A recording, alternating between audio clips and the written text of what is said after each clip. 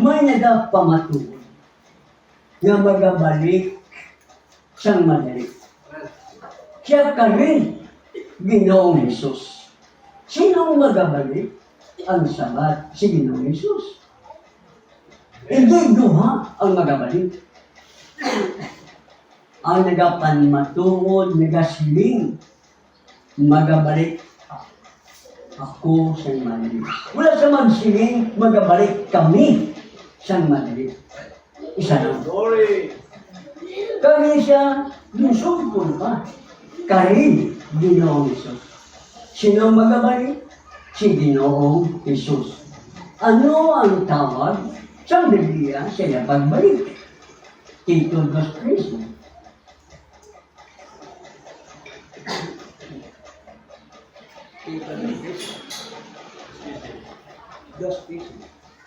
Nga nagahulat sa bulaan nato nga paglaom ang pagpahayag sa himaya ni Jesus Kristo nga atong dako nga Dios kag manluluwas. Okay. Amen. May aral na tawag, bulahan na paglaom. Mapalad na pag-asa. Ang pag-translate lamang ng Biblia, ng Besolyan, ay iba. Basahin mo, brother, sa King James Version, sa English. Siya nagahulat kita sa bulahan na paglaom ang mahimayaw. Si brother? Looking for the blessed hope and the glorious appearing of the great God and our Savior Jesus Christ. Pasaliwat atong ilong mo. Nga nagahulat sa bulaan nato nga paglaom ang pagpahayag sa himaya ni Jesus Kristo. Ang pagpahayag sa himaya sa aton Heso Kristo. Pero kung sa King James Version mo basahon, nagahulat sang mahimayaon, hindi kay himaya. Ang mahimayaon na pagpahayag sa aton dako nga Diyos kag manluluwas nga si Heso Kristo. Isa lang ang magabalik. Kanya niya pagbalik, mahimayaon. Hindi kayo magpahayag ang himaya. Layo. Kaya kung magasing ka, ang magabalik, mapagpahayag, o magabalik, o mapahayag ang himaya, lain naman na siya ang minapunto. Na ang magabalik, ang himaya. Pero ang King James ng Basiling, may mayaon. Ano ang pagbalik ni Kristo? Mahimayaon. Amen. Ang maluwalhating pagdating ng ating dakilang Diyos at tagapagligtas. Sino ang darating? Yung dakilang Diyos at tagapagligtas. Amen. Ang pagka-Diyos, ano siya sabi sa Biblia? Yaong sinasamba. Amen. At iyong sinasamba, iyon ang tagapagligtas. Kaya, yung sinabi, ang nagpatotoo nito, magsabi, bumalik ka na ng magaling. Balik na, Panginoong Isus. So, iyon ang babalik. At ang kanyang pagbalik ay ang glorious appearing. Amen. Ang mahimayaon yung pag-abot ni Kristo. Ano tawag niyan? Dakila na pag-asa. Amen. Blessed hope. Amen. Yun lang ang ating pag-asa. Sapagkat ang mundo nito'y huhulugan ng Diyos ng mga sumpa. Hindi gusto ng Diyos ng kanyang mga tunay na anak ay madamay sa sumpa na yun. Babalik siya upang kukunin tayo. Sa kanyang pagdating, hindi pa iyon paghukom. Mali yun. Kapag sinabing paghukom na yun, mali yun. Ang kanyang pagdating, pag-agaw, mayroong mangyayaring pag-agaw. Saan yan? Sibasahin gano'n? Una Tesalonica 4:16 at 17. Kaya ang Ginoo gid magabunsad gikan sa langit nga may singgit sang pagmando sa tingog sang puno nga manugtunda kag sa budyong sang Dios kag ang mga napatay kay Kristo mabanhaw sing una. 17. Yan kita nga mga buhi nga napilin sa biton sing tingog upod sa ila pay babaw sa mga panganod sa pagsugata sa Ginoo sa kawan kag yan mangintaw pud kita sing kalayon sa Ginoo. Sabi nun, pagdating ng Panginoon, sa kanyang second coming, submiton niya kita sa tingog. Aagawin tayo pa ibabaw. Anong tawag? Rapture. Lahat tayo rapturing. Yung mga namatay kay Kristo, yun ang unang mabubuhay. At tayong nalabing buhay sa araw ng pagbalik ng Panginoon, tayo'y kanyang aagawin sabay-sabay. Hindi kasalit diyan ang makasalanan. Dahil sa paghukom, bubuhayin yung mga makasalanan at mga matuwid. Pero sa pagdating ng Panginoon, ang kanyang bubuhayin lang yung mga namatay kay Kristo. Hindi kasama ang mga makasalanan na namatay. So, pagdating ng Panginoon sa second coming, hindi araw ng paghukom, kundi araw ng pag-agaw. Submit. Glory. At ano siya sabi? Tayong mga buhay, agawin. Pero bago mangyari ang pag-agaw, babaguhin muna ng Diyos ang ating katawan. Yes. Yes. Isang kisap mata, babaguhin niya muna ang ating katawang ito. Amen. Ayon sa una Korinto 15, 51 at 52. Glory to God. Amen. Yari karon. Nagasugid ako sa inyo sing tinago. Hindi kita tanan magatulog kundi kita tanan pamayluhan. Pamayluhan, Amen. babaguhin. Siya, sinasabi ako ng hiwaga na hindi na tayo ay mamamatay. Sino tutukoy? Iyong na-born again. Yes. Glory. Ang pagka-born again, una sa kanyang salita. Hindi ang paglipat sa reliyon. Hindi ang paglipat sa ibang simbahan. Kundi na-born again siya, una-una na ay sa kanyang salita. Amen. Una Pedro 1:23.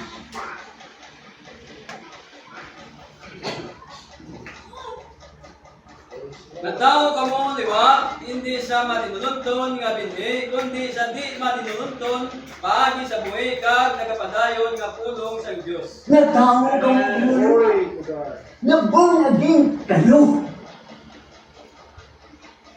Hindi sa unang paraan ng pagkasilang.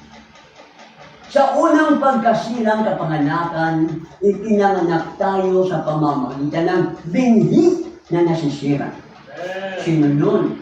Ang tatay natin na binhi. Yun ang unang kapanganakan. Sa ikalawang kapanganakan, ipinanganak tayo sa Diyos Amen. sa pamamagitan ng kanyang binhi. Anong binhi niya? Word of God, binhi. Hindi simbahan, hindi reliyon ang paraan ng pagka-born again. Kaya sabi ng Panginoon, kailangan maipanganak kayo muli sa ano? Sa tubig at sa Espiritu. Dalawa yun. Nangako si Lord na ang kanyang banal na Espiritu ay kanyang ipagkakaloob sa atin. Pero kailangan sumunod tayo sa daan ng Panginoon. Ano siya sabi sa gawa? 2:38.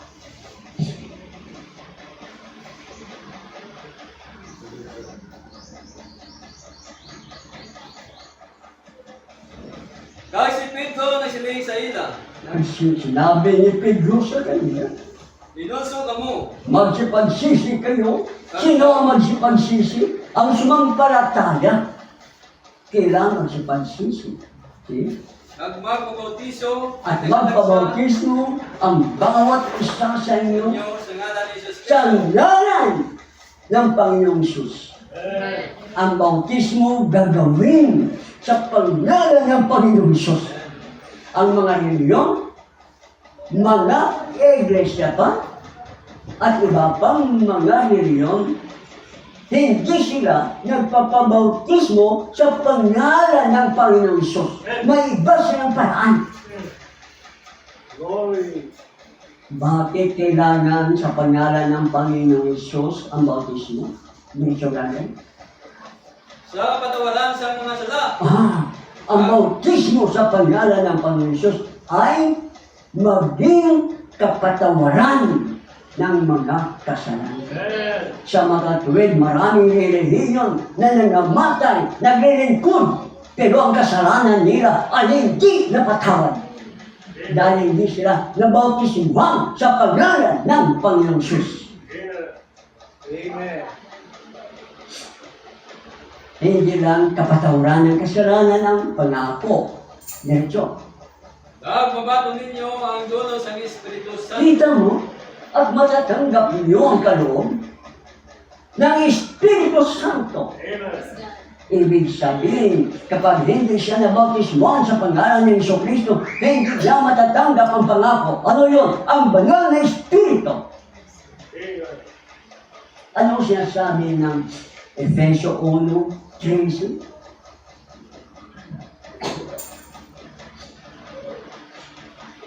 Sa tapos ninyo mabatian ang balita sa kamatuoran, ang maayong balita na nungod sa inyo kaluwasan. Kag nagsalig sa iya kamuman, ginpatinan sa Espiritu Santo nga ginsaad. Ano? Glory. Kita lang ang magtatagumpay, ang magdaog, hindi ko pag panaso na yanganan sa libro sa kanila. Ha? Ara na sa churches. Ara na sa Bible. Ang magdaog, hindi ko pag panaso na yanganan. Banta ko sa service. Okay. Oh. Sa iglesia service, ang punda sa iglesia service. Okay. Anong yung basa mo ganyan? Sabi niya, pagkatapos na inyong marinig, ano ang dapat mapakinggan? Ang mabuting balita, salita ng Diyos, tungkol sa inyong kaligtasan. Hindi sa pagpasok sa anumang relihiyon. Tungkol sa kaligtasan ang pinag-uusapan. Pagkatapos marinig ninyo ang mabuting balita at kayo'y sumampalataya sa inyong napakinggan, kayo ay tatanggap ng Espiritu Santo bilang tatak na kayo ay may kasiguran ng kaligtasan. Kaya sa kanino itinangako ang banal na Espiritu sa mga sumasampalataya sa mabuting balita. Ang panampalataya ba sa mabuting balita ay sapat na upang siya'y maligtas? Kulang yan. Marcos 16:15 at 16. Kita mo bro? Sa mga punta sa... Okay. Hindi ko magburahin. 15:16. Kag nagsiling siya sa ila, lakad kamo sa pugos nga kalibutan, kag iwali ang maayong balita sa tanan nga tinuga. Ang nagatuo kag nabautisuhan maluwas, apang ang wala nagatuo tagutilian. Kita mo?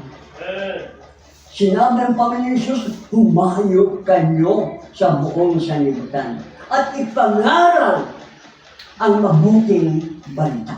Hindi relihiyon ang mabuting balita, kundi ang pagkasilang kay Kristo, ang kamatayan ni Kristo, ang paggalibing kay Kristo, at ang pagbuhay muli ni Kristo. ang sino mang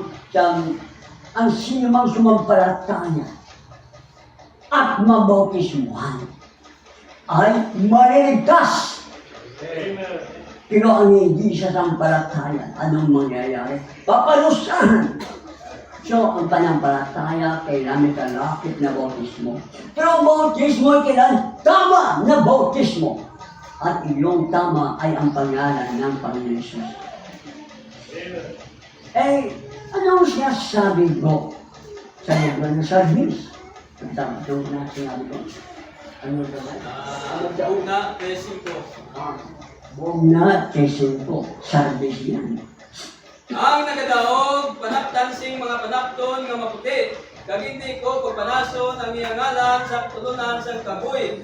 Ituad ko ang iyang ngalan sa atubangan sa ating amay, kag sa atubangan sa iya mga manugtunda. Kita mo, Amen. may mga Kristiyano na tinuruan ng kanilang mga pastor Glory. na kapag sila'y tumanggap kay Kristo, ang kanilang pangalan ay nakasulat na sa libro ng buhay. Sa libro ng kabuhi. Kampante na. Na kahit ano na lang ang kanilang katuruan. Kahit ano na lang ang kanyang gagawin. Kampante siya. Dahil ang pangalan ay nakasulat na. Pero ano siya sabi? Sa Biblia, sa version niyan, ang magtatagumpay ay hindi ko buburahin. Ang kanyang pangalan sa aklat ng buhay. Eh kung hindi magtagumpay, di binura na. Paano magtagumpay ang isang Kristiyano? Magtatagumpay siya kapag siya ay mapaniwalain, manampalatayanin, tanggapin ang bawat salita ng Diyos. Amen. Yes. Hindi bubuhahin ang kanyang pangalan ni pagpanason sa libro ng kabuhi. Amen. Abi sa mga manunulyo, sa mga reliyon at mga iglesia, na kapag nakasulat na, wala nang panasahin sa ngalan. Pero nabasa, pagpanason ang ngalan sa libro ng kabuhi, kung siya hindi magdaon. Eh, ang bautismo na lang sa pangalan ni Jesus. Hindi pa nila tinuturo, hindi na ginagawa. Paano sila magtatagumpay? Kundi paano sa ilang nangahalan sa libro ng kabuhi, may pabasa.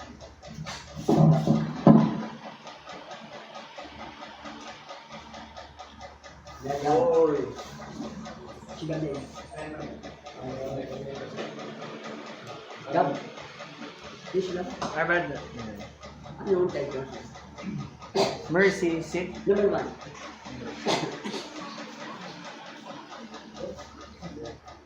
Number 1. You're unadulterated. Ikaw ay wala. Ikaw ay dalisan. Yun. At walang dagta. Walang bahay, ibig sabihin. Walang dungis, ibig sabihin. Sino? Ikaw! Sino ikaw? Ang pinili! Ang iglesia, ang nobya. Pure dapat. Walang bahay, walang dungis. Pag sabing pure, pure sa ano? Pure sa salita ng Diyos. Amen. Walang dagda sa ano? Ng mga aral ng tao. Ng mga aral ng mga iglesia. Lord. Dapat pure. Ikaw yun ang pinili. Sige. Oh, hallelujah. Leaving soon for the skies. Ano ito? Living soon. Hindi na magtatagal. Tayo pupunta na sa ibabaw. Ano ibig sabihin? Darating na ang rapture. Darating na ang pag-agaw. Darating na ang pag-submit. Living soon. Malapit na. Sino ang mananakot doon sa ibabaw ng mga panganod o pagsalubungin ng Panginoon sa hangin? Yung pure na manampalataya. Iyo walang Bible ang dungis ang kanyang aral na tinanggap. O sisahin niyo. Dahil isang salita lang ng tao o isang maling paliwanag lang ng tao o mga taong paliwanag na ihalo sa Word of God, hindi na pure yun. May bahid na yun, may dungis na yun. Sige. Sige natin. Standing ready, Ikay nakatayo na preparado. think. Your garments washed by the water of the bleeding word. Ang iyong damit ay nahugasan na nagdudugong salita. Sino ang tinutukoy ang salitang nagdudugo? Basahin ang Revelation 19 verse 13.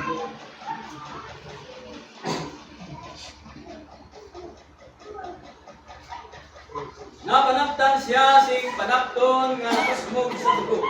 Kag ang iyang ngalan ginatawag ang pulong sa Diyos. Siya si Kristo. Amen. Anong damit ni Kristo?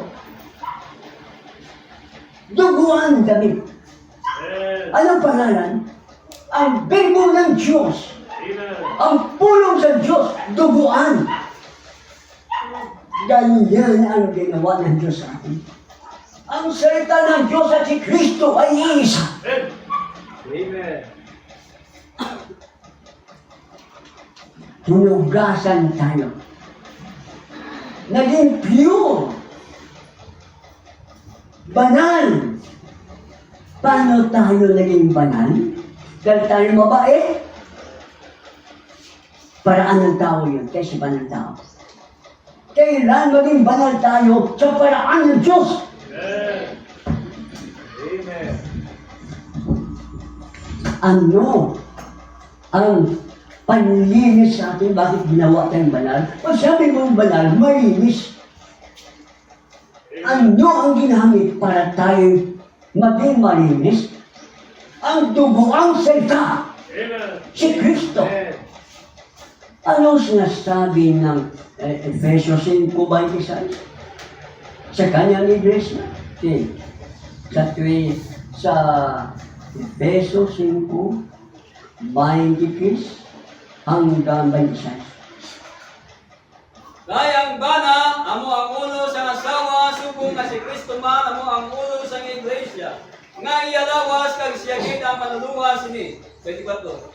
Subong nga ang iglesia nagapasakop kay Kristo, subong man ang mga asawa sa ilang mga bana sa tagsa kabutang. 25. Mga bana, higugmaa ang inyong mga asawa, subong nga si Kristo man nagigugma sa iglesia, kag nagtugyan sa iya kaugalingon tungod sa iya. 26.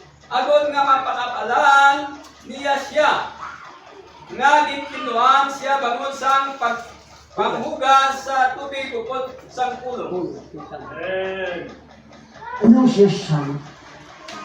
Ang ulo ng misis ay ang mister. Kaya pwede ng misis maging ulo ng mister. Baliktad. Basta baliktad sa diablo yan. Amen. Gayon din ang ulo ng iglesia ay si Kristo. Hindi tao ang ulo ng iglesia. Kapag ang ulo ng iglesia tao, kung gano'n iglesia yun, iglesia ng tao. Kailangan ang ulo ng iglesia ay Diyos upang ang iglesia ay maging iglesia ng Diyos.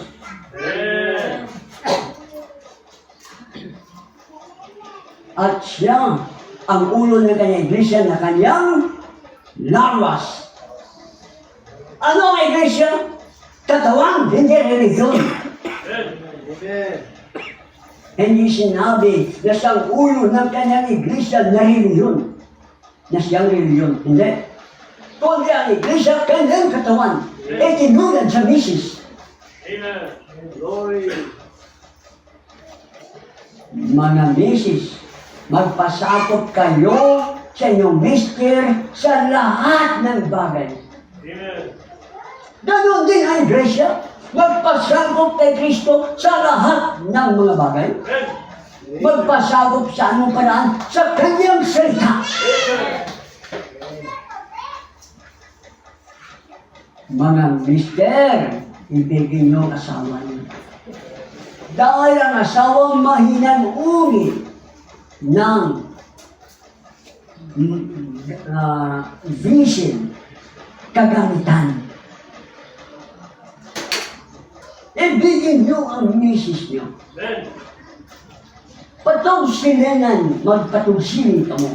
Ng inyong asawa, maluya, babae yun.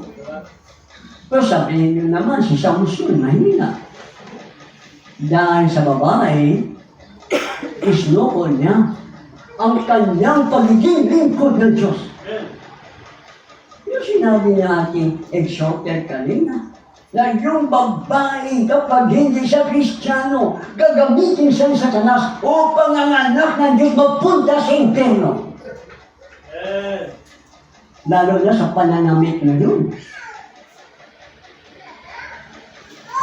Sinabi nga, tayo ito, verse 26, tayo hinugasan upang tayo maging banal. Anong banal? Malinis. Maging santo. Pag sabi mong banal, santo yun. Pagkasulaman ng mga tao, tinuruan ng mali. Na kapag sinabing santo, yun ay Diyos-Diyosan. Mga rebulto. Pero ang totoo, pag sinabi mong nilinis tayo, santo yun. Banal na tao. Hindi tayo naging banal dahil mabait ka, hindi ka nagbibisyo. Hindi ka makasalibutan, napakabait mo. Dahil yun ang paraan upang ikay maging banal. Hindi ganoon. Dahil ang banal, nilinis. Amen. Hindi sa mabuting gawa, kundi sa gawa ng Diyos. Hinugasan tayo ng tubig kasama ang salita ng Diyos. Kaya magpabautismo talaga kayo sa pangalan ng Panginoon Jesus. Brad, idiretso mo daw nabasan. The word led for you. Ang salita ay nagdurugo. Dugo ang salita para sa iyo. Kaninong salita? Para sa mga pinili. Hindi para sa lahat ng tao ang dugo ang salita. Siya si Kristo. Namatay siya. Hindi para sa lahat ng tao. Kung sa bagay, ang plano ng Diyos, gusto niyang lahat maligtas. Pero hindi lahat ay tumanggap ng kaligtasan. Hindi lahat ayaw nila, di ba? Sige, brother. And you are washed in bleeding word. At ikay ninugasan sa nagdurugong salita ng Diyos. The word bleeding. Ang salita ay nagdurugo. The life of God in Ang the word. buhay ng Diyos, no? In the word. Na nasa salita. And the word was bled for you. At ang salita ay nagdurugo para sa atin. Para sa inyo. Hindi ako papayag para sa inyo lang. Para sa atin lahat. Sa mga sumasampalataya yan. See, brother? That you might be washed from the filth of these prostitutes and be clean and sanctified by the washing of the water of the word. Hinugasan tayo. Dahil sa mapakiapid prostitute. Sinong tinutukoy na prostitute? Religion. Kung ano-ano na lang ang mga doktrina. Kung ano-ano na tinuturo. Kaya ang mga iglesia, tinawag mapakiapid na iglesia. Hallelujah.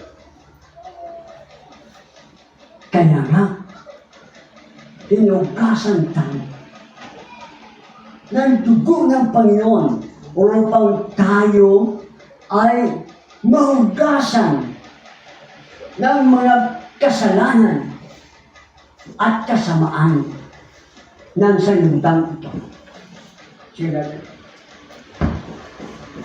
Makes your mind and heart stayed on God and on His Word. ano? Puso mo, isip mo, kailangan manatili ito sa salita ng Diyos. Amen. Huwag nating hayaan natin isipan mahaluan ng maliit na aral. Huwag natin hayaan na tumiyak sa puso natin ang maliit na aral. Dahil impyerno ang tungo natin. At sa araw ng pag-uukom, idagkatong tayo. Ihahagis tayo sa pool. Pero kailangan ng ating kaisipan maging pure. Ating puso kailangan maging pure. Amen. Huwag natin tanggapin ang mga interpretasyon ng tao. Sira rin? Okay. May babasa.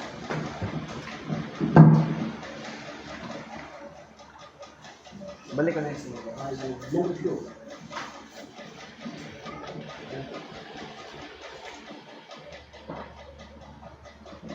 Remember the pyramid message. Nalaala niyo ang mensahe tungkol sa pyramid.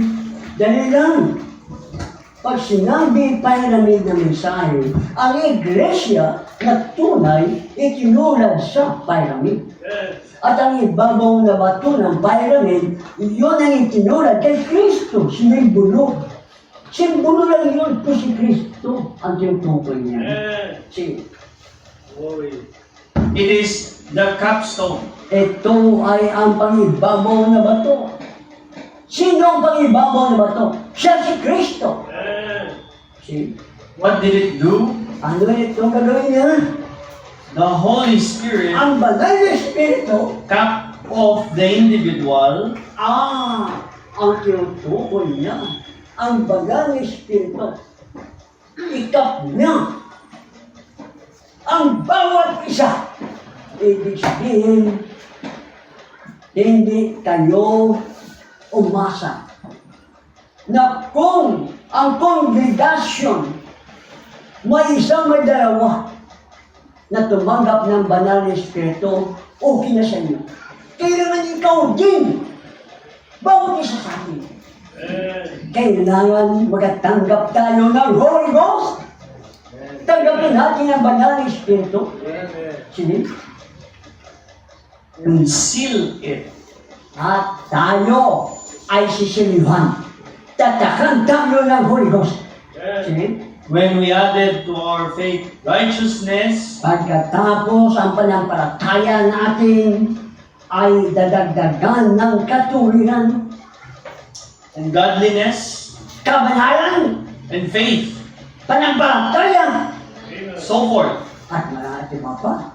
kept adding to it. Kailangan manatiling idagdag. Anong tutukoy nito? Ang una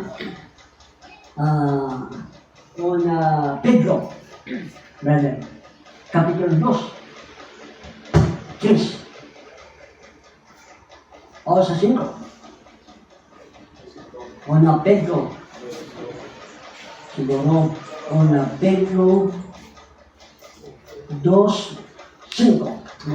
Uli, 1, 5.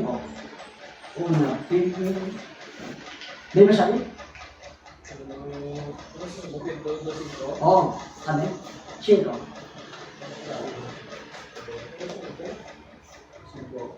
Uno siya. Nagsubong Ne? isang mga bato. Ganda. Una Pedro yung dos niya, no? Siguro bro, ikadawang Pedro. 1:5. Idagdag mo pa ng paratanya. Idagdugangan ka ng panto. Tungkol sa ni gid nga kabangdanan, magtinguha sa pagdugang isang inyo pagtuo sa pagkalangdon. Kag sa pagkalangdon, idugang ang hibalo. Kanina, kung kita may pagtuo, may panampalataya, Huwag tayo magkontinto sa panampalataya natin. Amen. Dugangan yan. Dadagdagan mo yun. Ng ano? Ihibalo. Ano ang ihibalo? Kaalaman. Amen. Kung nag-aaral ka, kailangan, kung napapasok ka sa school, kailangan mag-aaral ka. Para maragdagan ang iyong kaalaman. Maragdagan ang ating kaalaman kung kayo makikinig sa Word of God. Paano kayo makikinig kung wala kayo sa pagtitipon? Amen. Dumalo kayo para maragdagan ang inyong kaalaman. Sunod, Kag sa inibalo, ang pagpugong sa kaugalingon. ang pagpugong sa kaugalingon. Idagdag mo ito, ang pagpugong. Ang pagpipigil sa iyong sarili. Kapag wala ito, ang dali mong magalit. Ang dali mo sinigang. Ang dali mo mainit ang ulo. Kailangan idagdag mo. Pagsikapan mo na may dagdag ang pagpipigil sa iyong sarili. Amen. Sige. Kag sa pagpugong sa kaugalingon, ang pagkaligod. Kailangan magmalibon. Magbabakod. Sige. Kag sa pagkaligon, ang pagka-Diyos nun. Kailangan may kabanalan. May pagka-Diyos nun. Hindi nagturo na kita. Pagkatapos, wala sa aton ang pagka-Diyos nun. May pagkabalaan dapat. May kabanalan. Sige. Kag sa pagka-Diyos nun, pag-iliutod ng madudo. Kita mo? Kayong magkakapatid. Tayong magkakapatid. Kinahanglan maging malulo. Maamo tayo sa isa't isa. Magtulungan tayo sa isa't isa. Amen. Huwag tayo magmataas. Magpakumbaba tayo. Kahit sino pa tayo. Basta pinangarap tayo sa Diyos, magpakumbaba tayo. Amen. Ang ating pananalita, kailangan malulo. Amen. Huwag mainitin ang ulo. Huwag matapang. Huwag pagsik. Kaya nga, pagsikapan mo. Sige, brother. Kag sa pag-iliutod ng madudo, ang gugma. Pag-ihingin. Amen. Sino ang pag-ibig? Ang Holy Ghost! Siya ang pag-ibig. Siya ang Diyos! Magsikap.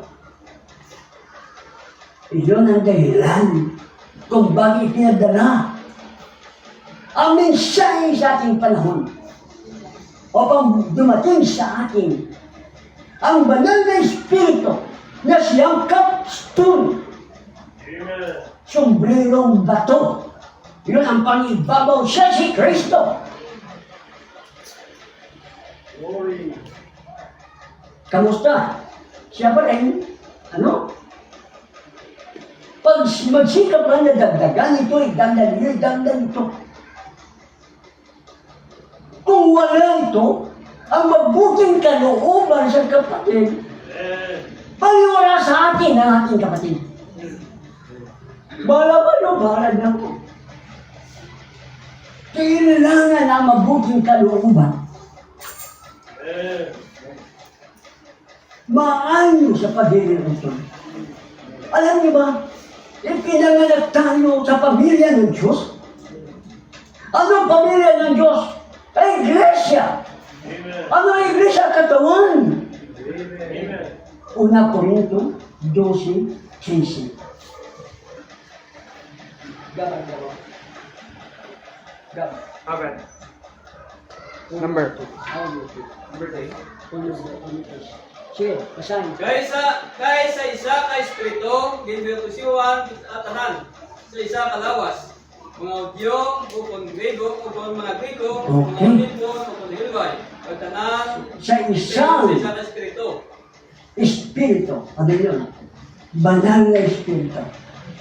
Amen. Sinabi ng Panginoon, kinamay panganak tayo sa tubig at sa Espiritu. Amen. Lahat tayo na sumampalataya sa mensahe Ang panampalataya sa mensahe, panampalataya kay Kristo. Ang panampalataya kay Kristo, panampalataya sa Word of God. Amen.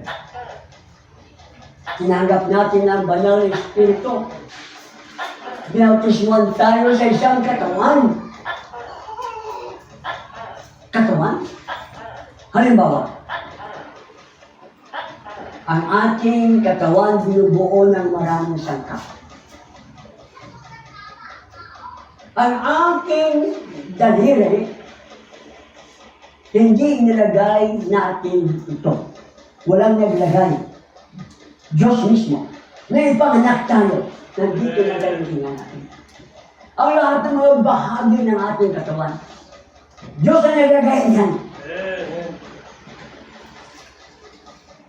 Ang iglesia, maraming sangkap.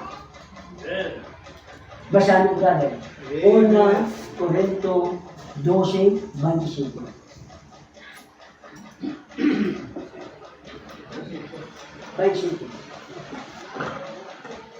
Karon kamo amo ang lawas ni Kristo kag ang tagatagsa mga bahin sa iya. Kita mo? Ngayon, tayo mga bahagi ng Kristo. Ang bawat isa sa atin ay kanyang mga sangkap. Bawat isa. Kahit sino ka man yan. Amen. Babae lalaki. Pastor hindi. Ministro hindi. Tayo'y bahagi ng katawan ni Kristo. Amen. Sa pamamagitan ng pagka-born again. Sa kanyang Espiritu. Amen. Katawan tayo ni Kristo. Ano yun? Iglesia tayo ni Kristo. Ano ito? Ang Iglesia, katawan ni Kristo. Ano ito? Pamilya ni Kristo. Amen. Bawat isa sa atin, bahagi ng pamilya.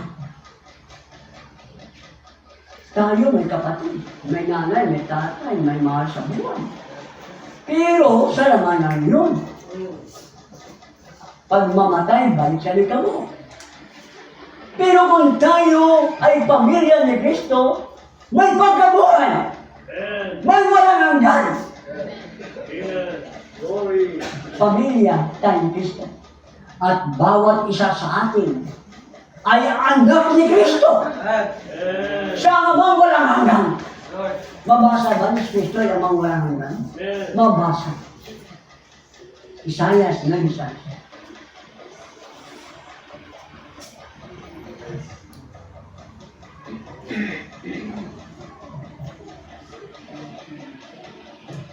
Guys, sa ato na tao ang isa ka bata. Ay sa bata ng tao, Sa ato gibuhatag ang isa ka anak na lalaki. yan ang ating bata, binigay sa atin. Kag ang kabulutan maging sa iya baga. Kag tawgo ng iyang ngalan. Tawgo na yan ngalan. Nga manutaygay. Manugay-gay, Diyos ang kamana. Diyos ang gamhanan, Amay nga kapatay. Amay ni Kapadayon, Sipi-sipi kitay. prinsipis ang paghinan. Ano itatawag mo sa kanyang pangalan? Amay ni Kapadayon. Amen. So, sino ang pangalan ng Amay ni Kapadayon? Jesus ang kanyang pangalan. Amen. Diyos na magkapangyarihan, yun ang pangalan niya. Sa mga tuwid, sino ang Ama ang Diyos na magkapangyarihan? Jesus! Prinsipe ni Kapayapaan. Siya ang ating Ama na walang hanggan.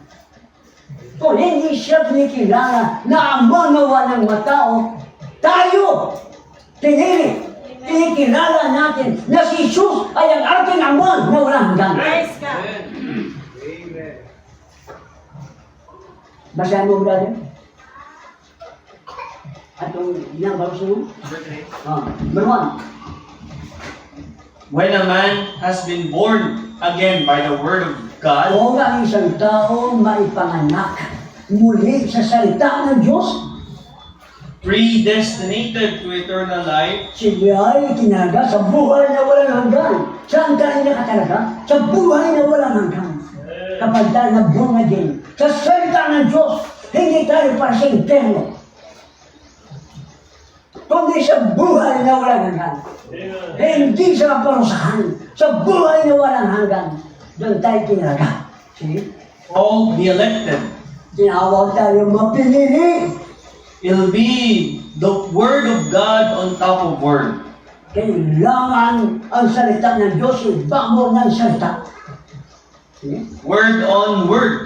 Salita, babaw ng salita.